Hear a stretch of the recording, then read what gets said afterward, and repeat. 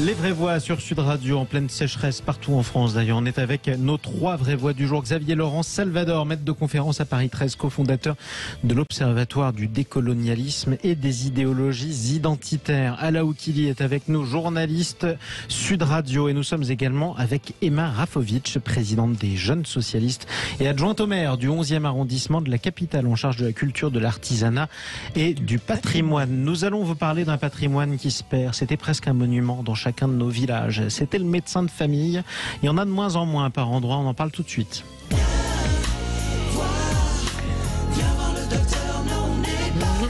N'aie pas peur, même s'il faudra attendre un mois avant de décrocher ton rendez-vous. Ça, c'est si on était insolent, ce qu'on pourrait se dire quand on est situé dans un désert médical.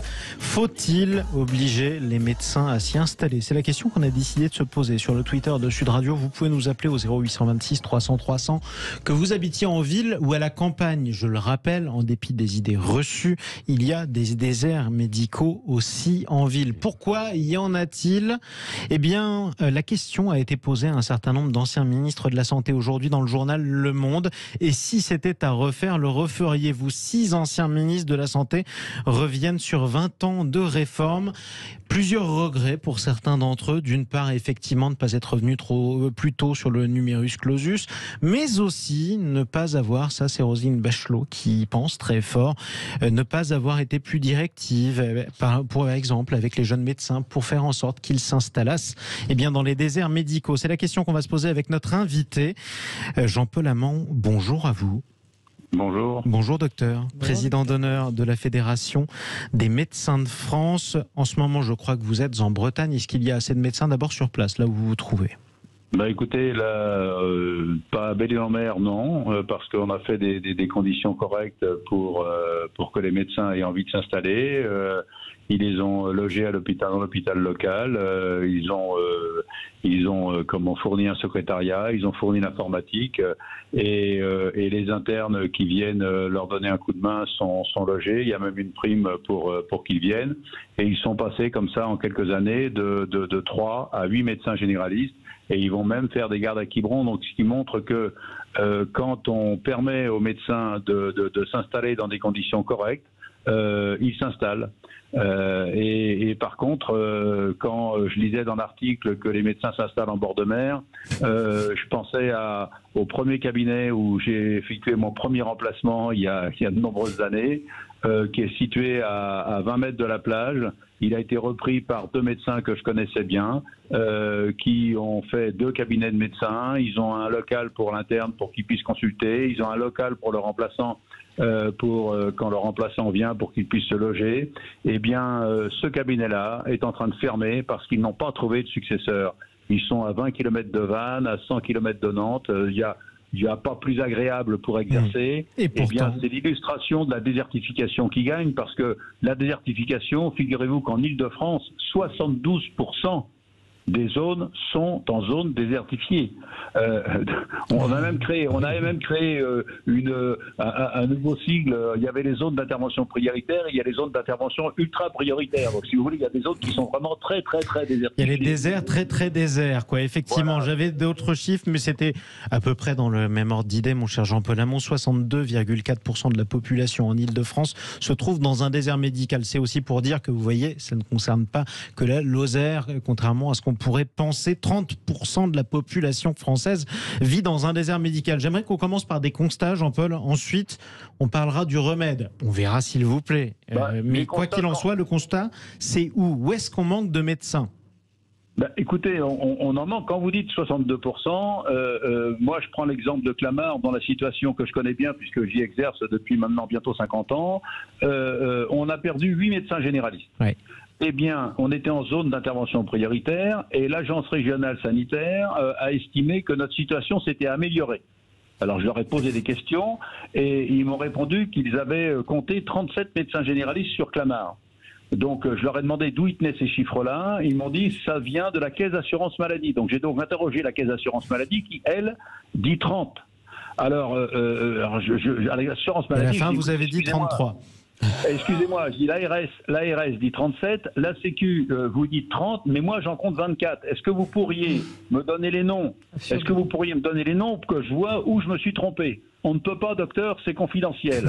Donc, si vous voulez, avec des oiseaux pareils, je peux vous dire que on n'est pas prêt de repeupler la France avec les médecins. Hein. En tout cas, si j'en crois ce que vous dites, ça veut dire que même les chiffres dont on espère disposer sur le nombre de médecins, ils sont peut-être faux puisque personne n'est d'accord selon les différents services de l'État ou alors de la sécurité sociale. Les déserts médicaux, d'ailleurs, c'est presque un serpent de mer, Xavier Laurent Salvador. Oui, effectivement. Alors, du point de vue de l'université, quand même, il y a eu de grandes réformes qui ont été mises en place, notamment la réforme du numerus clausus, qui a permis le passage au numerus apertus aujourd'hui.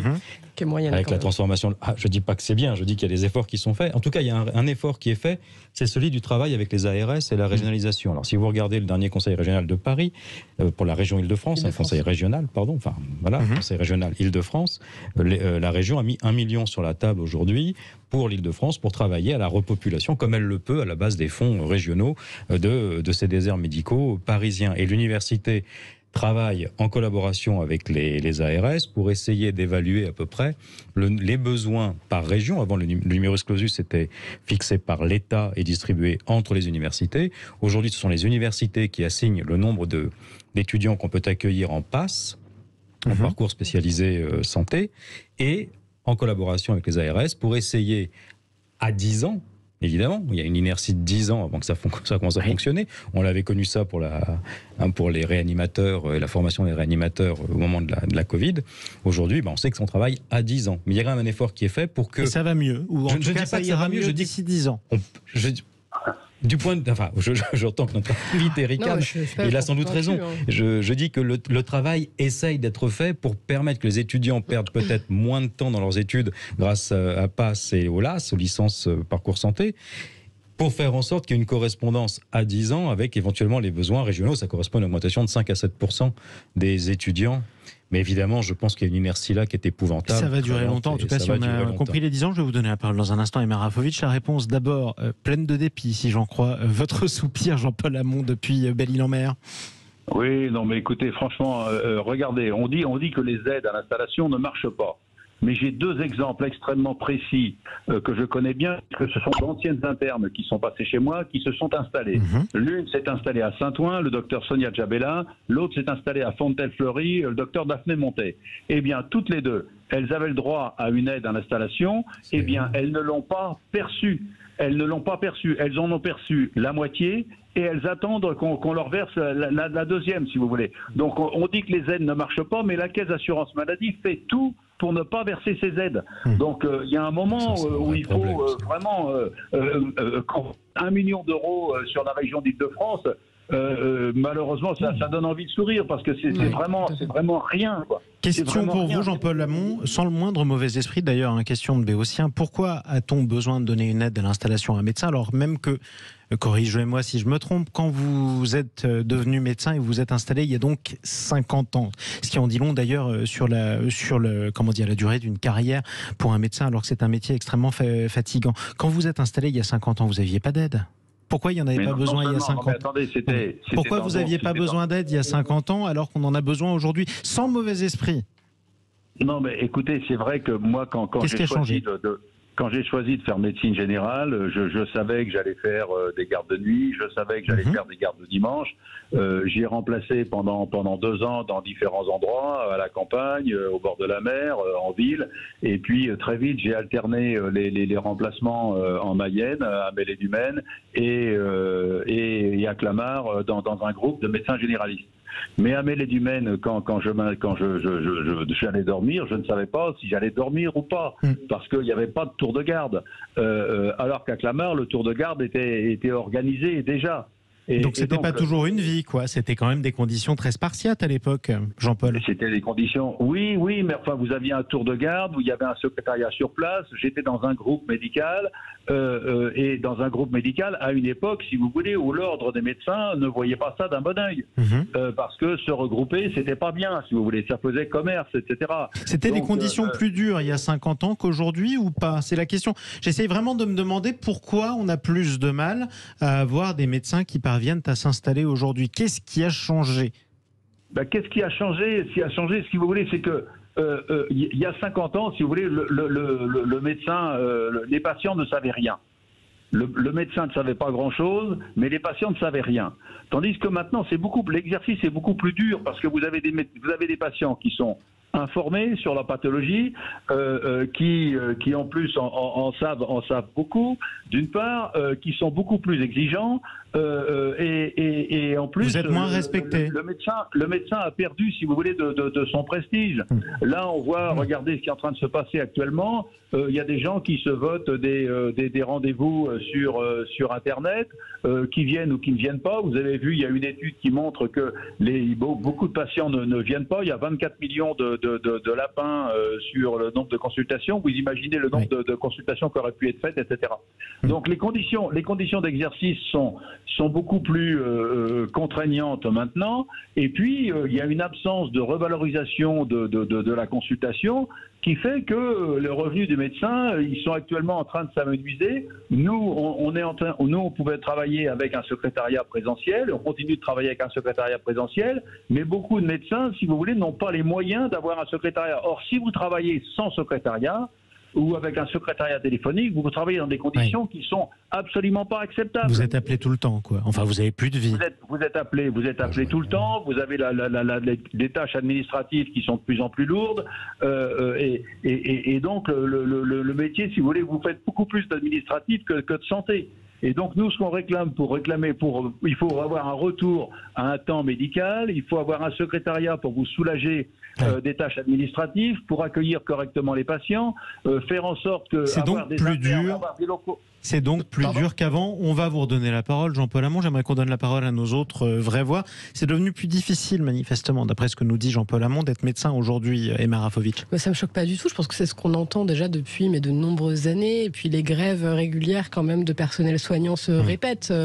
On en entend parler. Alors, on parle beaucoup de l'hôpital, mais je pense que ça concerne également les médecins généralistes, les médecins qui ont leur cabinet ailleurs. Moi, ce qui me choque, c'est évidemment ce chiffre, cette réalité. On parlait tout à l'heure, le nombre exact de patients qui vivent dans des déserts médicaux semble parfois compliqué à estimer, mais on sait... Il est très important. C'est très important, et on vit tous cette situation de, à un moment donné, chercher un rendez-vous et puis ne pas le trouver, que ce soit pour des généralistes, mais aussi et surtout pour des spécialistes. Je pense qu'on a tous dans nos entourages des personnes qui ont cherché des rendez-vous chez des ophtalmos, chez des gynécos, et hop, ça ne marche pas puisqu'il faut attendre très longtemps.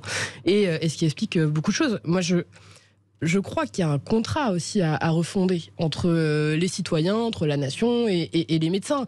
Aujourd'hui, et moi c'est peut-être la question que j'aurais pour le docteur qui est avec nous, c'est que on entend beaucoup de choses autour de l'incitation. Moi j'ai l'impression que l'incitation, c'est ce qu'on fait depuis très longtemps. Il y a 32 millions quand même sur l'incitation en 2020. Alors, je suis d'accord avec vous, le chiffre de 1 million pour la région Île-de-France, il est ridicule. Mais globalement, on a quand même l'impression que ça ne marche pas. Moi, j'ai l'impression qu'il faudrait aller dans le sens de plus de contraintes. J'entends que c'est difficile, mais aujourd'hui... Quel type de contraintes, par exemple? Je pense que, par exemple, il faut aujourd'hui faire en sorte que dans les zones saturées avec beaucoup de médecins, je pense à certaines zones, on puisse ne pas s'y installer en tant que médecin, sauf remplacement, par exemple. C'était une idée qui avait été caressée par Roselyne Bachelot, elle en parle. Et notamment par Guillaume Garot. De la FHF aussi. Et qui est Guillaume Garot qui a déposé 4 propositions de loi sur le dernier quinquennat, alors toutes refusées par le gouvernement d'Emmanuel Macron, mais je pense que c'est des choses à faire. Et là, aujourd'hui, j'ai quand même l'impression qu'il y a une espèce de consensus autour de travailler au moins sur le sujet. Là, il y a un groupe de travail parlementaire qui se met en place à l'initiative de Boris Vallaud et Guillaume Garot, avec tous les groupes parlementaires, sauf l'extrême droite, mais qui se montent pour essayer d'avancer sur le sujet. Ça me semble aller dans le bon sens. En tout cas, d'ores et déjà, les jeunes médecins, les nouveaux, de s'installer là où on a déjà beaucoup de médecins. Ce serait un début ou pas pour vous, Jean-Paul Hamon? Non, mais écoutez, donnez-moi un exemple d'endroit où il y a beaucoup de médecins. C'est ça le problème. Et si vous installez la coercition, parce que ça en démange quelques-uns, ça va faire fuir les jeunes médecins dans le salariat. Il faut arrêter avec ça. Même Marisol Touraine, qui ne nous aimait pas du tout, avait compris que la coercition serait contre-productive, parce que chaque année, il y a 5000 médecins salariés qui partent à la retraite. ils vont siphonner intégralement ceux qui vont arriver sur le marché, si j'ose m'exprimer. Mais c'est ça, la coercition, c'est une erreur fondamentale. Alors j'ai entendu parler de docteur junior. Le docteur junior, ce serait instaurer une 4e année d'internat et imposer à l'interne de faire 6 mois, voire 1 an dans un désert médical. Ça se fait dans beaucoup de professions.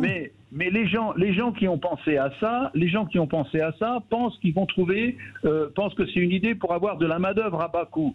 Alors que les gens qui vont, ces internes-là, s'ils devenaient docteur junior, il faudrait au minimum doubler le salaire de l'interne et instaurer une incitation, parce que même en doublant le salaire de l'interne, ça lui ferait faire l'équivalent de 30 consultations par semaine, quand la moyenne quand même pour un généraliste c'est au minimum 100 consultations par semaine.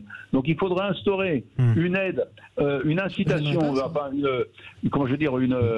faudrait inciter encore plus et aider encore plus pour faire en sorte inciter encore plus, et pour 6 mois, si vous voulez, c'est ce que j'expliquais à mon interne là, qui est actuellement dans mon cabinet. C'est que bon, en région parisienne, si vous voulez, il suffirait qu'elle fasse 5 km par rapport à chez elle pour être dans une zone désertique. 72% de la zone désertifiée, si vous voulez, il n'y a pas besoin d'aller dans la Creuse pour en trouver une. On l'a dit. Donc, on pourrait avoir quelque chose comme ça. Mais surtout, il faut redonner de l'attractivité à ce métier. Quand vous entendez notre président dire que la consultation à 25 €, c'est très bien, et qu'on va donner des forfaits pour valoriser le métier, etc. Mais 25 €, je vais vous donner un exemple. J'ai quelqu'un la semaine dernière qui avait une sciatique. Il est revenu me voir au bout de quelques jours et j'ai appris qu'il avait été voir un ostéopathe qui n'était ni médecin ni kiné, que mieux, il avait envoyé sa photo à un magnétiseur, écoutez bien, il a envoyé sa photo à un magnétiseur et sa colonne ressemble à un Scooby-Doo aujourd'hui, quoi. L'ostéopathe était à 60 €, le magnétiseur était à 70 €, et moi j'ai l'air d'un con avec ma consultation à 25 €. Et le magnétiseur, si vous voulez, sur la photo, j'ai demandé s'il redémarrait les motorus et il refaisait leur lettre aimée. Il m'a dit, mais docteur, indigné, il m'a dit, mais docteur, c'est pas un marabout, c'est un magnétiseur. S'il vous plaît, enfin, quand même. Il y a un moment où il faut quand même penser à revaloriser ce métier et à faire en sorte qu'on puisse bosser dans des conditions correctes, avec un secrétariat présentiel, avec des locaux corrects, pour faire découvrir aux internes un métier qui est passionnant à exercer. Et vous aurez le loisir de le redire dans un instant sur Sud Radio. Jean-Paul Hamon, restez avec nous. Alors Marc nous appelle au 0826 300 300 depuis le Gard. Ala Oukili attend la parole. Si ça continue, les deux auront leur rendez-vous chez le médecin avant même de pouvoir parler sur Sud Radio. On leur donne la parole dans un instant. Soyez patients, chers amis. Restez avec nous. Faut-il forcer les médecins à s'installer dans les déserts médicaux? C'est la question qu'on vous pose. Continuez à voter. À tout de suite. Faut-il forcer les médecins à s'installer dans les déserts médicaux? Question qu'on vous pose sur le Twitter de Sud Radio. Vous continuez à voter. Pour l'instant, vous répondez oui à 74% d'entre vous. On en débat avec Emma Rafovic, avec Xavier Laurent Salvador, avec Ala Oukili, notre invité Jean-Paul Hamon, qui est président d'honneur de la Fédération des médecins de France. Et vous qui nous écoutez et qui nous appelez au 0826 300 300, on file dans le Gard où il fait très chaud. Bonsoir Marc. Très très chaud, bonsoir. Oui, effectivement, il fait très très chaud. Sur votre antenne aussi d'ailleurs. Et on essaye toujours. Et je rejoins totalement Jean-Paul Hamon, qui a tout dit, finalement tout a été dit dans ce qu'il a dit. Et c'est pour ça que je me dis, oui, je veux bien intervenir. Alors je veux dire déjà une chose, nous ne sommes pas assez nombreux. N'étant pas assez nombreux médecins, je me demande bien comment peut-on contraindre quelqu'un qui est finalement, si vous avez peu d'argent, eh bien finalement, vous pouvez faire ce que vous voulez. Non, pas du tout. Ben, là finalement, on essaie de nous forcer à faire des choses alors que nous sommes pas assez nombreux. Vous êtes médecin généraliste ou vous avez une spécialité, Marc? J'étais urgentiste et là je me suis toujours un peu au SAMU, mais j'ai arrêté le travail de SAMU. Vous n'êtes pas magnétiseur, hein, parce que sinon Jean-Paul Hamon va venir vous chercher dans le Gard. Quelle horreur, magnétiseur. Non. Écoutez, il faut tout dans la nature. Et donc, leur argent, c'est pas le nôtre, parce que figurez-vous que nous sommes contrôlés. Les 25 € de consultation ne sont pas des 25 € de salaire, ce sont des 25 € de chiffre d'affaires. Et ça, il faut bien quand même en être conscient. conscient. Pareil, j'ai votre interlocutrice qui a parlé de zones saturées, qu'elle me les trouve, je suis sidéré. Après, qu'on nous force à quelque chose, quand on a quelque chose qui est rare, monsieur, je pense qu'il faut plutôt le séduire que de le forcer, parce que vous allez droit à l'échec, et c'est ce qui arrive. Nous avons un concours, parce que là, on a parlé de médecine, je pense que tout a été dit. Moi, je vais vous parler de la vie du médecin, parce que c'est bien beau, mais un désert médical, c'est quoi pour vous? Est-ce que vous vous installez dans un désert médical où on vous appelle le soir? Parce que je peux vous assurer que quand la nuit, quand il neige, et que vous n'avez pas de service public, monsieur, c'est très agréable de se déplacer en voiture lorsque vous n'avez, en plus de tomber en panne, ou vous êtes percuté par un sanglier, parce que ça arrive, et que personne ne vient vous embêter, et ne vient vous chercher. Pour quelle raison? C'est parce que les zones, justement, sont des zones absolument blanches, c'est-à-dire que vous n'avez pas de téléphone. Et donc, il faut que vous vous débrouillez d'aller voir une villa à côté pour que l'on vous dépanne. Ça, personne ne se pose la question le lendemain matin si vous êtes en forme. Vous avez un enfant, parce qu'évidemment, vous avez 30 ans quand vous vous installez, bien sûr, après toutes ces spécialités. Et bon, je vous parle de la vie, parce que parler de tout ce qui est médical, tout a été dit par M. Jean-Paul Hamon, que vraiment, oui, il a tout dit.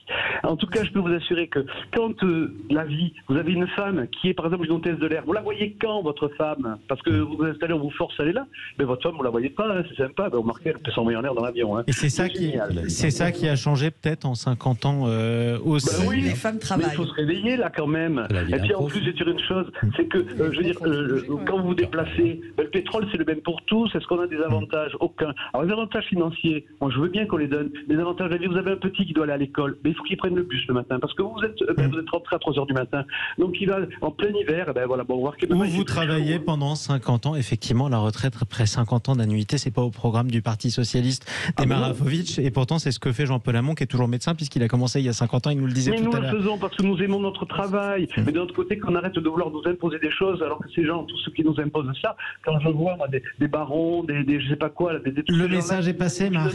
On des études de quoi? Nous, c'est un concours épouvantable, c'est une vie épouvantable, et nous, faut pas croire nos études, on les paye, parce que quand vous êtes interne, ou que vous êtes externe, vous ne prenez pas des clichés dans l'hôpital. Bon. Vous êtes vraiment le message est passé, mon cher Marc. Attention, vous allez dissuader les gens de s'engager dans votre métier, dont Jean-Paul Hamon disait qu'il était absolument magnifique. Hakim, rapidement, nous appelle au 0826 300 300 depuis la Seine-Saint-Denis. Désert médical ou pas la Seine-Saint-Denis, Hakim, en quelques mots?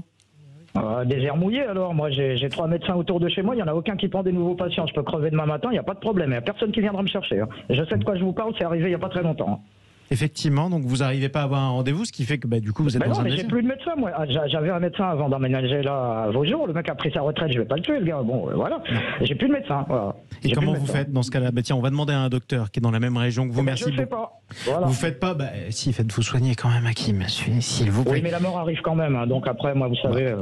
Écoutez, on va essayer de vous trouver une solution. Voilà. Il y a un certain nombre de Français qui nous écoutent comme ça, qui sont dans la même situation. J'ai plus de médecin. Comment je fais? Tiens, Jean-Paul Hamon, comment je fais quand mon médecin part à la retraite et que les 3 autres sont complets, tiens, comme des restaurants, on va le dire comme ça? Écoutez, moi, ça fait 10 ans que j'aurais dû partir. Il y a 3 ans, j'avais encore 1790 patients comme médecin traitant. Là, je suis passé à 2458. Parce que j'ai toujours l'espoir que on puisse agrandir le groupe, que faire en sorte que des internes puissent avoir envie de s'installer. Et là, on avait une occasion, on avait 90 mètres carrés à côté de notre cabinet, on aurait pu s'agrandir.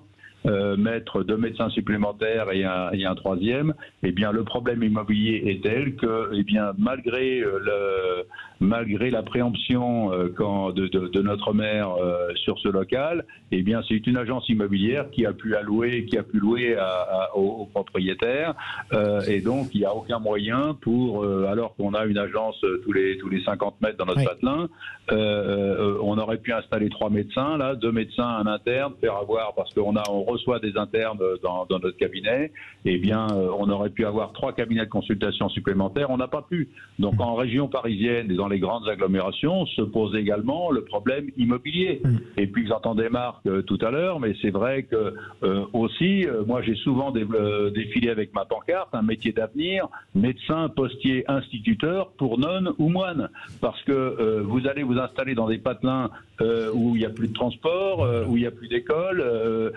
Quand vous avez des gamins, faut les mettre, soit vous mettez les gamins en pension, soit vous quittez l'endroit où vous êtes installé. C'est la vie aussi des patients que vous avez dans ces dans ces villes rurales. Il y a aussi de l'aménagement du territoire. On voudrait aller faire installer des médecins là où il n'y a plus rien. Non mais, là où il y a des patients, pardon Jean-Paul Hamon, si je vous écoute dans un de ces patelins, bon moi il y en avait encore des transports, mais si je vous écoute dans un de ces patients, je me sens un peu visé parce que j'ai pas de médecin et vous me dites ouais mais il y a rien chez vous, je vais quand même pas venir parce qu'il n'y a pas d'école. C'est aussi la vie d'une partie des Français, alors pas chez vous à Clamart, mais s'il y a des patients, il pourrait y avoir un médecin si les patients arrivent à y vivre. Mais je suis d'accord avec vous, mais moi j'ai des collègues qui sont en Seine-et-Marne, qui sont dans un désert médical, et la situation s'aggrave parce qu'autour d'eux les médecins partent à la retraite et qu'il n'y a personne pour les remplacer, et que là normalement on devrait faire des conditions incitatives pour que les internes puissent venir faire un stage. Quand vous êtes interne, que vous avez, il y a eu une question parce qu'il y a aussi un truc qui n'a pas été dit, c'est que l'État nous paye nos études pendant, etc. et qu'on doit bien ça à l'État. Sauf que les internes, ceux qui font marcher les hôpitaux pendant les 4 ans, pendant les 3 ou 4 ans de leur troisième cycle, ils sont payés à des tarifs tellement indignes qu'ils remboursent largement leurs études pendant leurs 3 ans ou 4 ans d'internat. Ça, c'est un point qu'il faut dire. Et c'est un argument qu'on entend souvent. Et dans des conditions, dans des conditions d'encadrement qui sont tellement désastreuses qu'il y avait, l'an dernier, il y avait un suicide d'interne tous les 18 jours. Vous entendez ? Un suicide d'interne tous les 18 jours. Donc, ces gens-là, le médecin, quand il a son diplôme, il ne doit plus rien à l'État. Il l'a largement remboursé pendant ses 3 ans ou ses 4 ans d'internat. Merci Jean-Paul Hamon. Le mot de la fin pour Ala Oukili pour conclure ce débat. Le mot de la fin, c'est qui dit désert médical, dit prolifération de charlatanisme, et que quand on parle d'un magnétiseur qui gagne 70 € et que le métier n'est pas encadré, je pense que c'est l'une des réformes auxquelles il faudrait penser, notamment sur le long terme, parce que les gens refusent de se soigner. Enfin, quand les gens n'ont plus de médecin, ils ne se soignent pas. Quand ces charlatans s'installent, ils ne réclament plus de médecin parce qu'ils sont séduits par diverses formes de ce qu'on appelle aujourd'hui d'ailleurs médecine parallèle, mais qui n'en est pas. Et moi, je crains personnellement qu'aujourd'hui, on ne réclame même plus les médecins tant ce genre de pratique s'installe. Et voilà, c'est dommage. Il faut séduire les médecins et c'est le mot de la fin. Il faudrait. Et surtout, non, juste un mot. Je voudrais juste parler de ce maire en Bretagne qui avait fait un gag en disant je vais embaucher un druide. On n'a plus de médecin, je vais embaucher un druide. Eh bien, figurez-vous que les gens étaient tellement paumés que le maire m'a dit que les rendez-vous du druide étaient pleins pour une semaine. Les gens prenaient rendez-vous avec le druide. C'était un canular. Pour faire parler de son patelin, mais les rendez-vous avec le druide étaient pleins pour une semaine. Donc si vous voulez, les gens sont paumés. Vous avez des gens qui sont ostéopathes, qui sont ni médecins ni kinés. Vous avez des naturopathes, des machins, etc. Il y en a partout. Ce serait bien qu'on valorise un petit peu le métier de médecin généraliste et qu'on estime que ce métier ne peut pas être fait par n'importe qui. Voilà. On posait cette question ce soir sur Twitter. Faut-il imposer aux médecins de s'installer dans les déserts médicaux? Réponse oui, 74% sur le Twitter de Sud Radio. Merci Jean-Paul Hamon, président d'honneur de la Fédération des médecins de France. Merci à nos 3 vraies voix. Emma Rafovic, présidente des Jeunes Socialistes. Merci à vous Xavier Laurent Salvador, maître de conférence à Paris 13. Merci à vous. Co-fondateur de l'Observatoire du décolonialisme et des idéologies identitaires. Et merci à vous, Ala Oukili, journaliste Sud Radio. Allez, la suite de votre soirée. Je ne sais pas si on va avoir des druides ce soir. En tout cas, on va voyager dans le pays puisqu'on va retrouver les routes de l'été. Ce sera avec Vincent Ferniaud juste après les informations de 19h. Bonne soirée.